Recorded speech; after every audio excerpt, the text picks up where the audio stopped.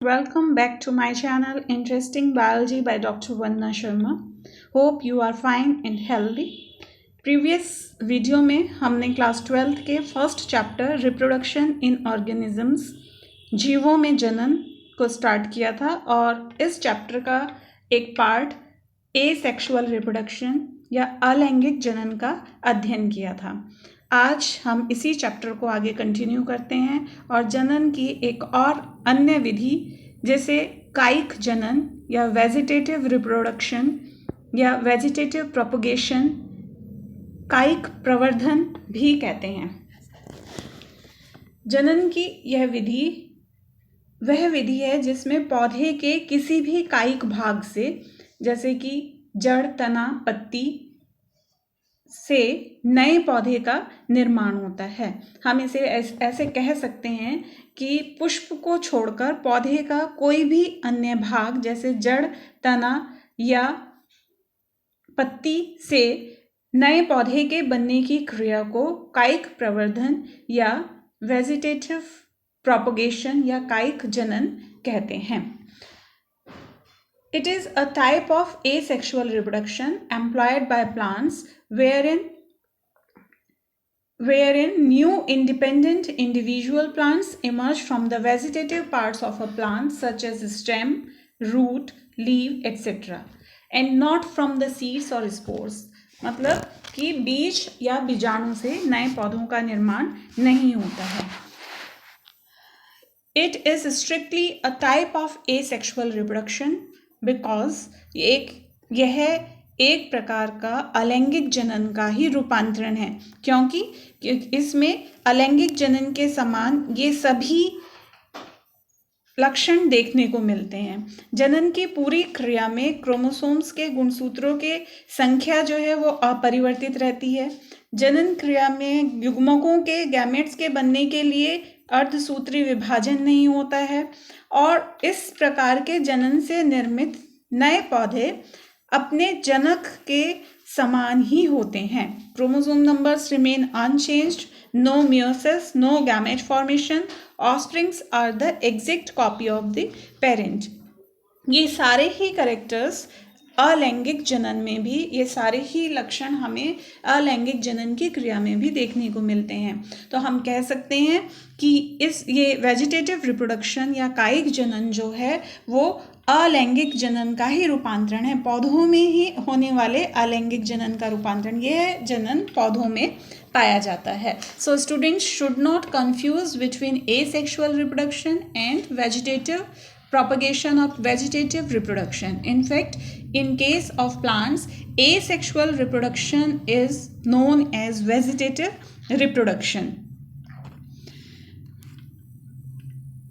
अब आगे vegetative reproduction किस प्रकार से होता है, इसके मोड्स ऑफ वेजिटेटिव रिप्रोडक्शन मतलब कैसे कौन कौन सी विधि से ये हो सकता है। वेजिटेटिव रिप्रोडक्शन को मेनली मुख्यतः दो पार्ट में डिवाइड किया गया है।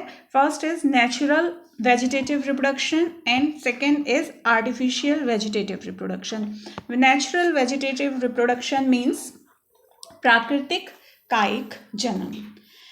ये बहुत से द्विवर्षीय और बहुवर्षीय पौधों का कोई भी अंग या रूपांतरित भाग प्राकृतिक रूप से जनक पौधे से अलग होकर नया पौधा बनाता है, वो क्रिया प्राकृतिक कायिक जनन कहलाती है। यह क्रिया अनुकूल परिस्थिति में, फेवरेबल कंडीशंस में होती है।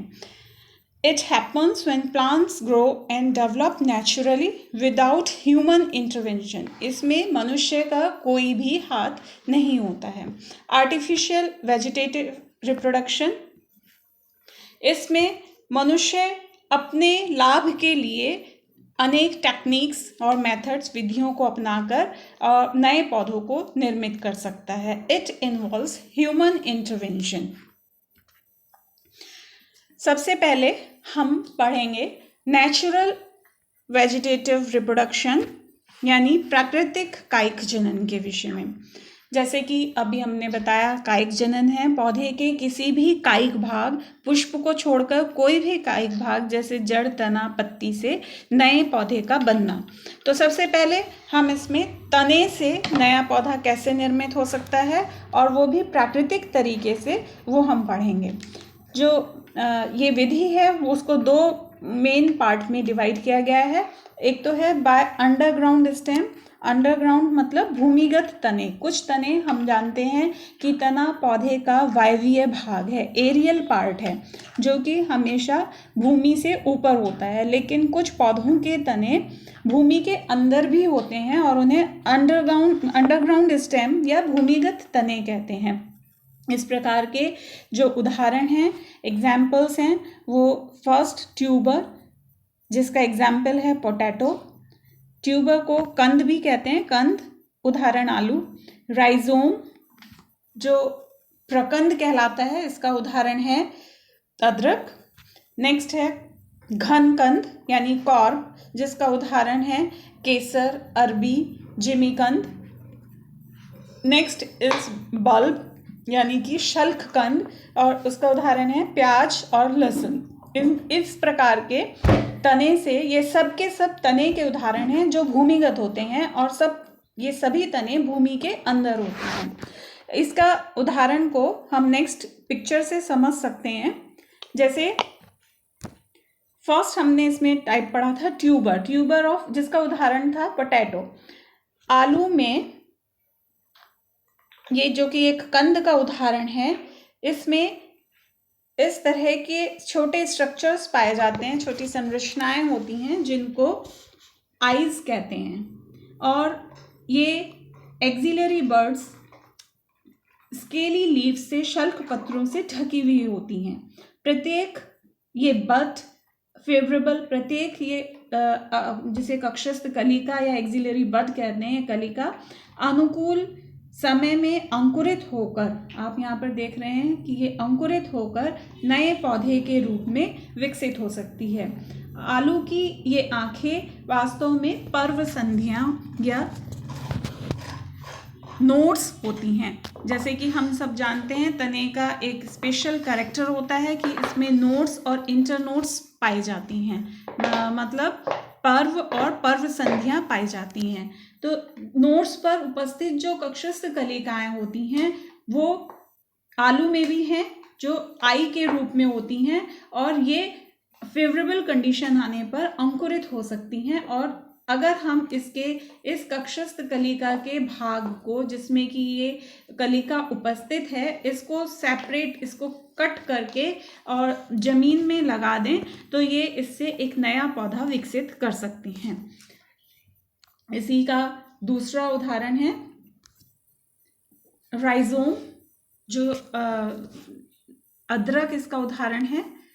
अदरक भी भूमिगत तना है आलू के समान ही, लेकिन ये भूमि के भीतर पैरेलल या हॉरिजॉन्टल इस डायरेक्शन में वृद्धि करता है। पर्व और पर्व संधियां अन्य तनों के समान इसमें भी होती हैं, और पर्व संधियां शल्क पत्रों से, स्केली लीफ से ढकी हुई होती हैं, just like this we can see in this diagram, जिनमें आलू के समान ही कक्षस्थ कलिकाएं होती हैं, और इन कलिकाओं से नए पौधे विकसित हो सकते हैं।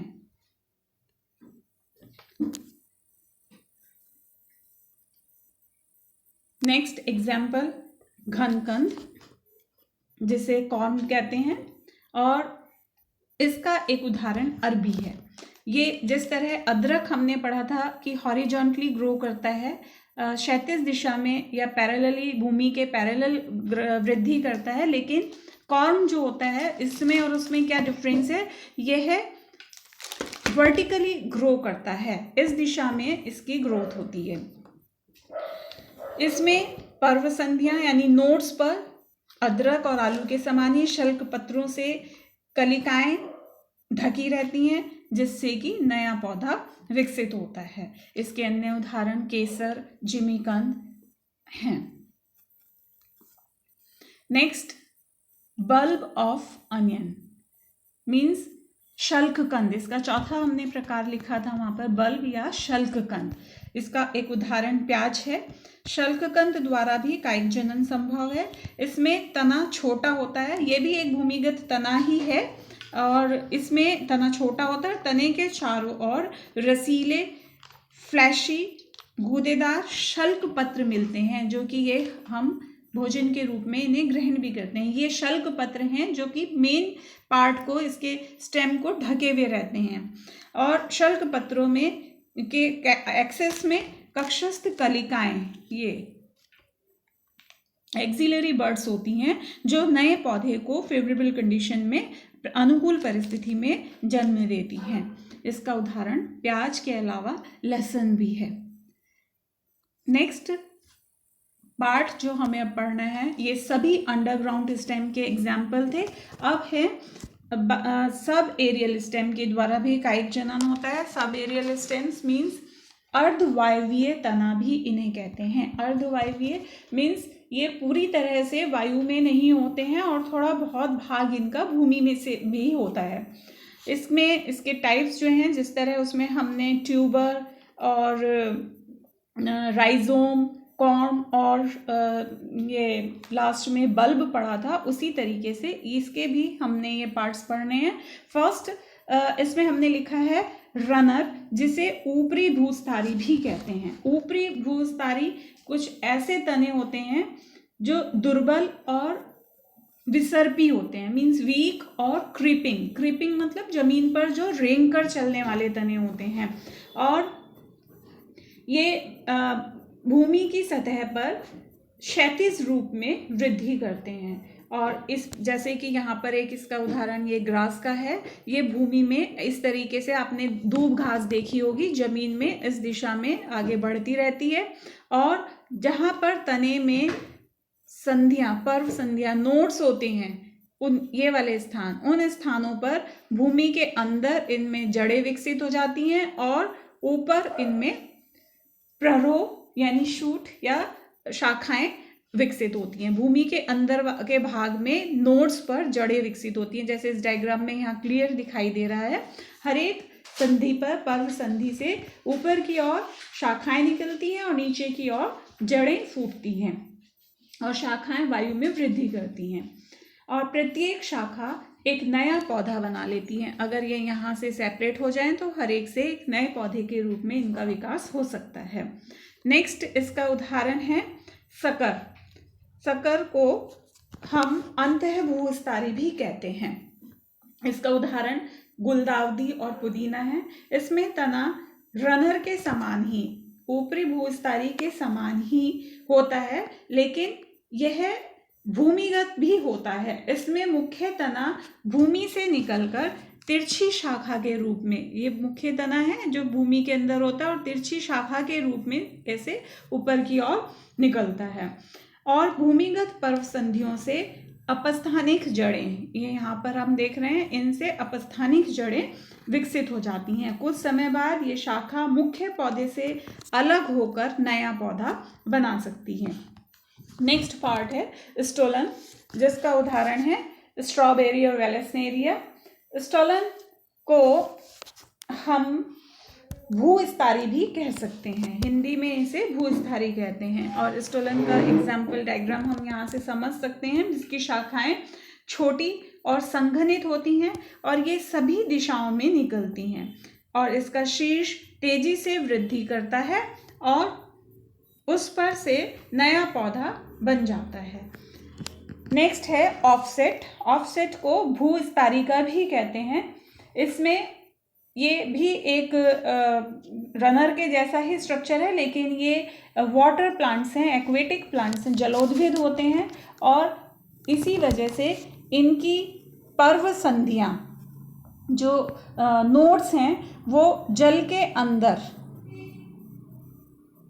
के अंदर डूबी हुई होती हैं, और प्रत्येक पर्व संधि से ऊपर की ओर पत्तियों का गुच्छा निकलता है, पत्तियों का समूह निकलता है, और नीचे जड़ों का गुच्छा निकलता है, जो जनक पौधे से अलग होकर नए पौधे के रूप में विकसित हो सकता है। इसका उदाहरण वाटर हायसिंथ है। वाटर हायसिंथ जिसे जलाशयों की महाविपत्ति के नाम से भी जाना जाता है, इसे बंगाल के आतंक के नाम से भी जाना जाता है। यह रुके हुए जल में बड़ी तेजी से वृद्धि करने वाला खरपतवार है। वास्तव में यह अमेज़न बेसिन में उगने वाला अमेज़न बेसिन का नेटिव प्लांट है। भारत में इसे सुंदरता और सुंदर फूलों के लिए लाया गया था। यह इतनी शीघ्रता से वृद्धि करता है कि पूरे तालाब या झील की सतह को जल्दी ही ढक लेता है और इसमें ये वृद्धि कायिक जनन के द्वारा ही होती है। इससे तालाबों को और जीवों को, अन्य जीवों को हानि भी होती है, इसीलिए इसे जलाशयों की महाविपत्ति कहते हैं। इसके उपस्थिति में पानी का बहाव रुक सकता है, अन्य जलीय पौधों और पौधों तक प्रकाश नहीं पहुंच पाता है और वो मरने लगते हैं। जल में ऑक्सीजन की कमी के कारण उसमें रहने वाले जंतु भी, जैसे मछलियां भी मरने लगती हैं। अब ये सभी एग्जाम्पल्स थे, सभी उदाहरण थे तने द्वारा कायिक जनन के, जिसमें हमने कुछ भूमिगत तने के उदाहरण पढ़े और कुछ सब एरियल स्टेम के भी उदाहरण पढ़े।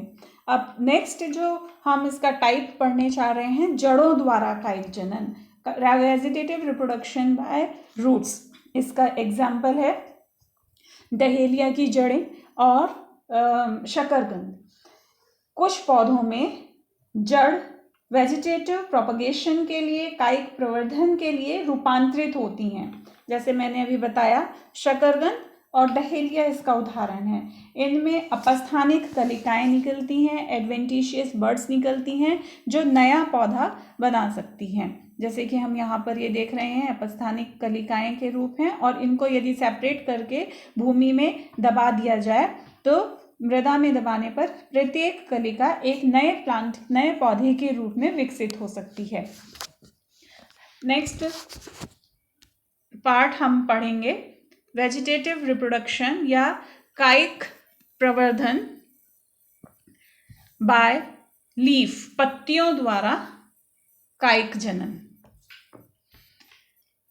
इसका उदाहरण बहुत सुंदर देखने को मिलता है अजूबा की पत्तियों में। कुछ पौधों में पत्तियों के किनारों पर अपस्थानिक पत्र कलिकाएं, लीफ बर्ड्स बनती हैं, जिनसे छोटे छोटे पौधे विकसित हो सकते हैं। जैसे यहाँ पर ये अजूबे की पत्ती है जिसका बॉटनिकल नेम ब्रायोफिलम है। इस पत्ती में प्रत्येक जो ये कटा हुआ भाग होता है, यहाँ से छोटी छोटी कलिकाएं विकसित होकर पौधे का रूप बना लेती हैं। आप यहाँ देखेंगे बहुत ही सुंदर एग्जाम्पल आप ये गमलों में, घरों में देखने को मिल सकता है। और इसे यहाँ पर नीचे की तरफ हम देख रहे हैं जड़ें इससे विकसित हो रही हैं और ऊपर से नई पत्तियाँ निकल रही हैं, और ये गमले में या जमीन में लगे हुए पौधे में ही पत्तियों में ये डेवलप होने लगती हैं। और यदि ये पत्ती मैच्योर होने के बाद उससे पौधे से पृथक हो जाए तो प्रत्येक ये भाग भी उससे पौधे से पृथक होकर भी नए पौधे के रूप में विकसित हो सकता है। मिट्टी में पहुंचने पर ये अपना स्थान बनाकर नए पौधा डेवलप करता है, विकसित करता है। इसके बाद नेक्स्ट एग्जाम्पल, नेक्स्ट जो टाइप हम पढ़ेंगे वो है बुलबिल्स के द्वारा कायिक जनन, vegetative reproduction by bulbils. Bulbil fleshy buds हैं, गूदेदार कलिकाएं हैं जो मॉडिफाइड फ्लावर बर्ड्स ही हैं, जो पुष्प कलिकाओं के रूपांतरण से बनती हैं। इसका उदाहरण अगेव, जिसे अमेरिकन एलॉय भी कहते हैं, और यहाँ पर उसका डायग्राम बना हुआ है, चित्र है, जिसमें पत्ती के कक्ष पर एक फूली हुई संरचना है जो बुलबिल कहलाती है, और ये पौधे से पृथक होकर नए पौधे को बनाने में सक्षम होती है। इसका अन्य उदाहरण पाइनएप्पल, अनानास भी है।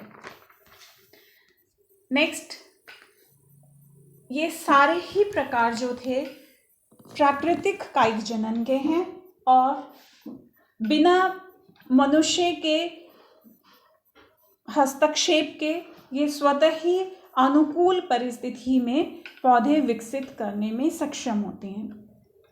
अब नेक्स्ट जो हम पार्ट पढ़ने जा रहे हैं वो है आर्टिफिशियल वेजिटेटिव रिप्रोडक्शन मीन्स कृत्रिम कायिक जनन। जिन पौधों में प्राकृतिक विधि द्वारा जनन कठिन है उनमें कायिक जनन के लिए विशेष टेक्निक्स का प्रयोग किया जाता है, विशेष मेथड्स अपनाए जा सकते हैं। हम जानते हैं कि जंतु कोशिकाओं की अपेक्षा पादप कोशिकाएं अधिक सशक्त होती हैं, इसलिए ये कायिक जनन में अधिक सक्षम होती हैं।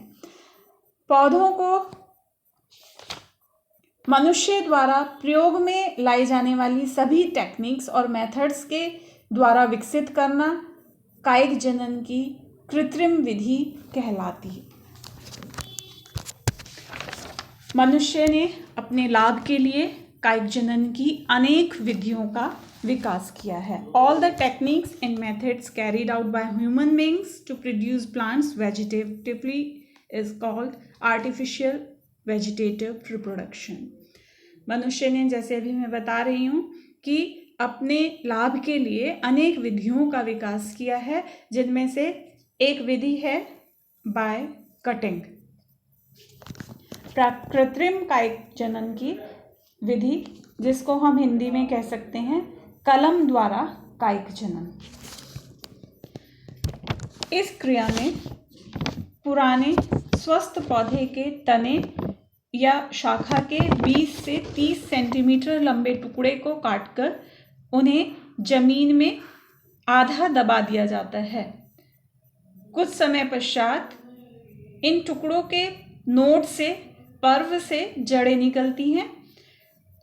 इसको भूमि में दबाते समय यह ध्यान रखना आवश्यक होता है कि जिस भाग को भूमि में दबाया जा रहा है वहाँ पर भी एक पर्व या नोड उपस्थित होना चाहिए और भूमि के ऊपर वाले भाग में भी।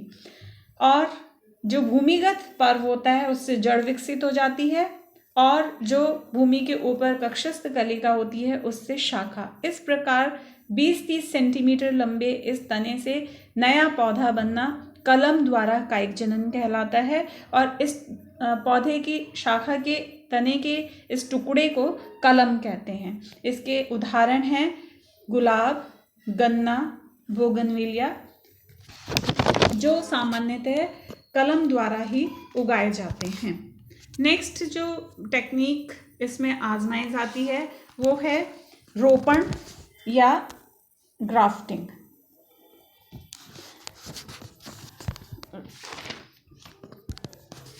इस विधि द्वारा एक ही जाति के निम्न किस्म के पौधे को उत्तम किस्म के पौधे में परिवर्तित किया जा सकता है। इस विधि में दो अलग अलग पौधों की शाखाओं को परस्पर इस प्रकार जोड़ा जाता है कि वे एक पौधे के रूप में विकसित हो सकें। इसमें जो निम्न किस्म या घटिया किस्म वाला पौधा भूमि में लगा होता है उसे स्टॉक कहते हैं, जो कि यहाँ दिखाया हुआ है इस डायग्राम में। और जिस दूसरे पौधे की शाखा को इस पर जोड़ना है उसे शियोन कहते हैं। यहाँ पर रोपण की इस विधि में सपोज ये स्टॉक है और इसको भूमि से कुछ ऊंचाई पर इस तरह से तिरछा काट दिया जाता है। इसके ऊपर लगी हुई पत्तियां या अन्य कलिकाओं शाखाओं को हटा दिया जाता है और किसी अन्य पौधे के जिसमें हमारे इच्छा के अनुसार गुण हैं, वांछित गुणों वाले किसी अन्य पौधे की इसी व्यास की शाखा को काटकर, जो यहाँ पर दिखाया है जिसे श्योन कहते हैं, उसमें इसी का कॉम्प्लीमेंट्री कट लगाया जाता है। ये अन्य पौधे की शाखा है, उसी का कॉम्प्लीमेंट्री जो इसमें फिट हो सके। अब इसमें एक इस तरीके से कट लगाकर इसको ग्रूव बना लिया जाता है और इसमें भी ऐसा ही कट लगा देते हैं जैसे कि इस डायग्राम में दिखाया गया है। इसी का कॉम्प्लीमेंट्री यहाँ पर दूसरा शियोन में कट है। इन दोनों को परस्पर जोड़कर एक दूसरे में फिट करके और बांध दिया जाता है। कुछ समय पश्चात ये एक नए पौधे के रूप में विकसित हो जाता है और जो घटिया किस्म का स्टॉक था उस पर हम वांछित गुण वाले शियोन के शाखा को लगाकर इसी गुणों वाले पौधे को विकसित कर सकते हैं। इस प्रकार के क्रिया जो अभी हमने पढ़ी, जिसमें तिरछे कट में ग्रूव बनाकर टंग लाइक स्ट्रक्चर बनाया जाता है, उसे टंग या विप ग्राफ्टिंग कहते हैं। इसी के एक अन्य प्रकार है, ये भी ग्राफ्टिंग रोपण ही है। इसमें सिर्फ स्टॉक में कटिंग की शेप अलग होती है। जैसे स्टॉक को वी शेप में काटा जाता है और शियोन को उसी के कॉम्प्लीमेंट्री शेप में काटकर इसके साथ फिट करके बांध दिया जाता है। इस प्रकार की शेप वाली रोपण की विधि को वेज ग्राफ्टिंग या वेज रोपण कहते हैं। एक अन्य विधि तो रोपण ही है, ग्राफ्टिंग ही है, लेकिन एक अन्य टेक्निक इसमें इस्तेमाल की जाती है, प्रयोग में लाई जाती है। ये दोनों ही विधियां जो टंग और वेज ग्राफ्टिंग है, इसमें शियोन और स्टॉक दोनों का ही व्यास, दोनों का ही डायमीटर समान होता है। समान व्यास वाले पौधों को लिया जाता है, शाखाओं को लिया जाता है। लेकिन क्राउन ग्राफ्टिंग में स्टॉक का व्यास बहुत अधिक होता है और उस पर छोटे छोटे शियोन की शाखाओं को कील के समान रोपित किया जाता है। इसमें कील के समान ग्रूव बनाकर इनको रोपित कर दिया जाता है। इस विधि में एक ही स्टॉक पर अनेक शियोन रोपित किए जा सकते हैं। ये इस तरह से नए पौधे विकसित करना ग्राफ्टिंग कहलाता है। नेक्स्ट, कायिक जनन की, कृत्रिम कायिक जनन की अन्य विधि है बाय बड ग्राफ्टिंग या कलिका रोपण द्वारा। ये वास्तव में ग्राफ्टिंग का ही एक मॉडिफिकेशन है, ग्राफ्टिंग रोपण का ही एक रूपांतरण है, जिसमें स्टॉक में एक टी शेप कट बनाया जाता है, टी की आकृति का कट बनाते हैं और वांछित गुणों वाले पौधे की एक कलिका को इस टी शेप में फिट करके फंसा के बांध दिया जाता है और कुछ समय पश्चात इसी स्टॉक पर वांछित गुणों वाली शाखा विकसित हो जाती है। नेक्स्ट, इसके एग्जाम्पल्स मैंगो, एप्पल, गुआवा थे। नेक्स्ट जो हम पढ़ने जा रहे हैं कृत्रिम कायिक जनन की विधि, वो है लेयरिंग। इस विधि में ये अलग अलग प्रकार के लेयरिंग के एग्जाम्पल्स हैं, अलग अलग टेक्निक है। लेयरिंग कई तरीके की होती है। फर्स्ट है माउंड लेयरिंग।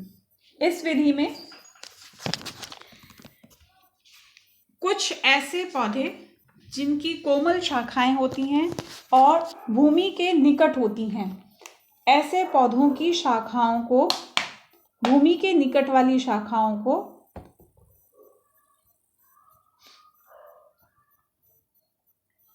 इसके शाखाओं के मध्य भाग को मृदा में दबा दिया जाता है और उसका शीर्ष भाग हवा में ही होता है।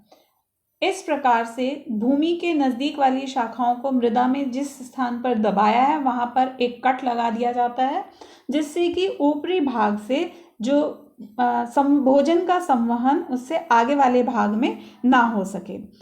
कट वाले स्थान पर कुछ समय में ही जड़ विकसित होने लगती हैं और इस पूरे भाग को मुख्य पौधे से पृथक करके नए पौधे के रूप में विकसित किया जा सकता है। जैसे यहाँ पर हम देख रहे हैं, जो जमीन के निकट इसकी बहुत सारी शाखाओं को दबाया गया है और इससे एक नया पौधा यहाँ पर विकसित हो सकता है।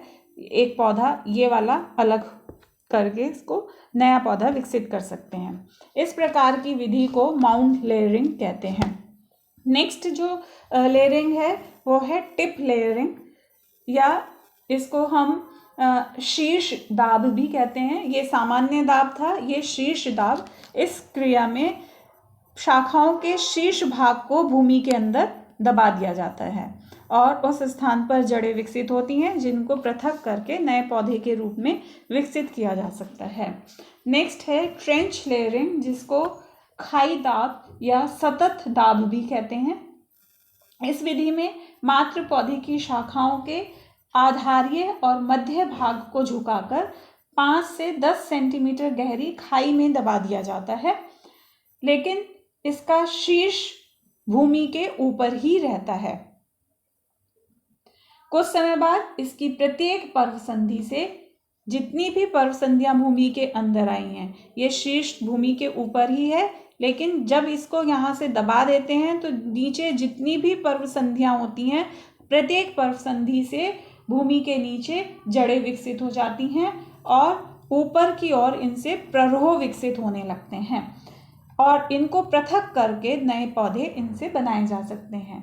इसके बाद फोर्थ इसका लेयरिंग का दाब का प्रकार है सर्पेंटाइन लेयरिंग, जिसको सर्पिल दाब भी कहते हैं। इस विधि में शाखा को भूमि में क्षैतिज रखकर उसे थोड़ी थोड़ी दूरी पर मृदा से इस प्रकार ढकते हैं कि एक निश्चित अंतराल पर शाखा का कुछ भाग खुला रहे। जैसे हमने इसको स्ट्रेट दबाया था, यहाँ पर इसको स्ट्रेट दबाया था, इसमें शाखा को थोड़ी थोड़ी दूरी पर दबाते हैं और कुछ भाग इसका ऊपर की ओर ही खुला छोड़ते हैं। इस विधि में भी एक ही दाब से अनेक पौधे प्राप्त हो सकते हैं। जो भूमिगत भाग है उससे जड़ें विकसित हो जाती हैं और जो भूमि में ऊपर खुला हुआ भाग है उससे प्ररोह विकसित होता है। इस प्रकार अनेक पौधे इससे विकसित हो सकते हैं। इस दाब विधि द्वारा या लेयरिंग द्वारा जनन प्राय गुलदाउदी, अंगूर, सेब, नाशपाती आदि में देखने को मिलता है। नेक्स्ट टेक्निक है गूटी, जिसे एयर लेयरिंग भी कहते हैं। गूटी वास्तव में लेयरिंग या दाब का ही एक प्रकार है, जो पौधे काष्ठीय होते हैं और जिनमें मुख्य जो शाखाएं होती हैं वो ज़मीन से दूर होती हैं, मृदा से दूर होती हैं और उनकी शाखाएं इतनी काष्ठीय होती हैं कि उनको मोड़कर मृदा में दबाना संभव नहीं है, तो उनमें इस विधि का इस्तेमाल किया जाता है। इस विधि में तने के एक भाग के चारों ओर, जैसे मान लीजिए ये शाखा है, इसके चारों ओर की छाल को छील कर निकाल दिया जाता है और उस पर, तो ऐसे में क्या होगा कि इस तरीके की एक संरचना बनेगी। बीच में से ये भाग है, इसके चारों ओर की छाल को छील दिया गया है और इस पर जो है मॉस को या फिर ग्राफ्टिंग का जो मिक्सचर होता है, जिसमें कि निश्चित अनुपात में मृदा, गोबर, मॉस, भूस आदि को मिक्सचर बनाकर इस नमी के साथ इसके चारों ओर लपेट दिया जाता है, जो यहाँ पर दिखाया गया है। इसे ग्राफ्टिंग क्ले भी कहते हैं।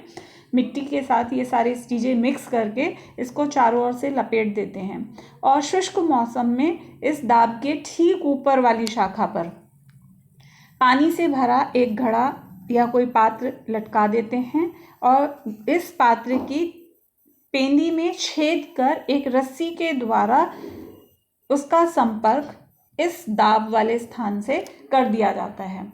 कुछ दिन बाद यहाँ पर, क्योंकि इसे कंटिन्यूसली इस पात्र से नमी प्राप्त होती रहती है, जल प्राप्त होता रहता है, कुछ दिन बाद इस बंधे हुए भाग से अपस्थानिक जड़ें विकसित होने लगती हैं और इसको ठीक इस स्थान पर काटकर एक नए पौधे के रूप में इस पूरे भाग को मिट्टी में लगाया जा सकता है।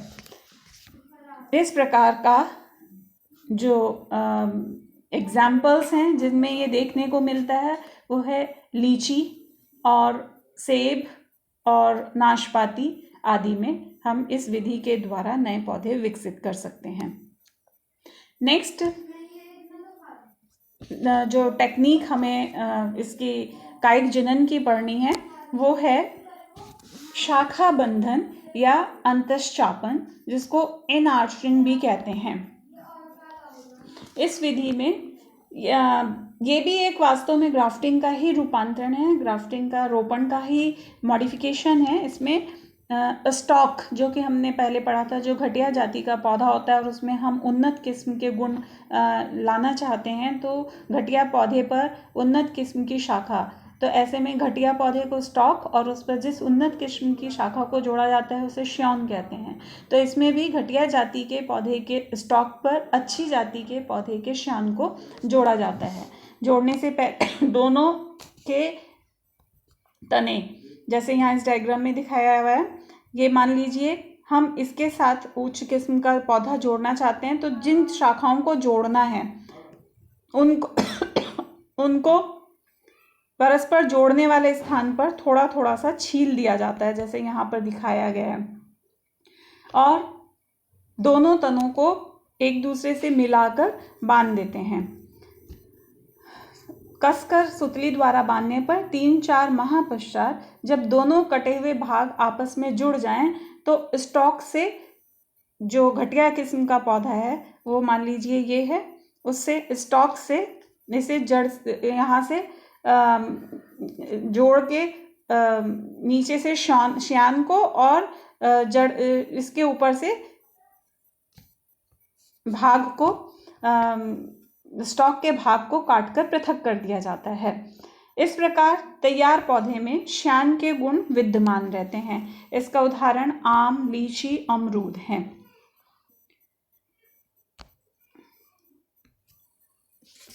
ये सारी कृत्रिम कायिक जनन की विधियां हमने पढ़ी। अब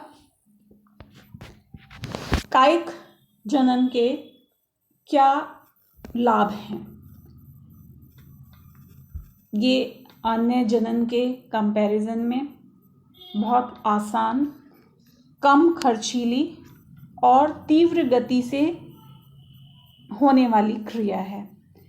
बहुत कम समय में, कम खर्चे में आसानी से नए पौधों को इससे विकसित किया जा सकता है। It is an easier, less expensive and a rapid method of propagation. The plants that cannot produce viable seeds such as banana, seedless grapes, oranges, etc. can be easily grown by this method.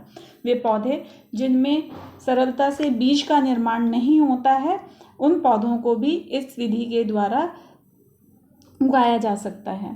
Genetically identical plants can be produced and the desired qualities can be maintained. इस technique के द्वारा, इस method के द्वारा आनुवंशिक रूप से समान पौधों को प्रोड्यूस किया जा सकता है, क्योंकि इनमें गुणसूत्रों की संख्या जनक पौधे के समान ही होती है, इसलिए ये पौधे, इनसे बनने वाले पौधे जनक पौधे के समान ही होते हैं. और अगर हम किसी जाति की निरंतरता को बनाए रखना चाहते हैं, किसी जाति में अच्छे गुण हैं और हम उसमें कोई परिवर्तन नहीं चाहते हैं, तो ऐसी क्वालिटीज़ को हमेशा इस टेक्निक के द्वारा मेंटेन किया जा सकता है, बनाए रखा जा सकता है. A large number of plants can be obtained from the vegetative parts of a single plant. एक ही प्लांट के वेजिटेटिव कायिक भाग से काफ़ी संख्या में पौधों को उत्पन्न किया जा सकता है. Plants with better desired qualities can be obtained. इस विधि के द्वारा उन्नत किस्म के वांछित गुणों वाले पौधों को प्राप्त किया जा सकता है. लेकिन कुछ खूबियाँ होने के साथ साथ इसमें कुछ ड्रॉबैक्स भी हैं, कुछ डिसएडवांटेजेस भी हैं, जो हम यहाँ पर देख सकते हैं.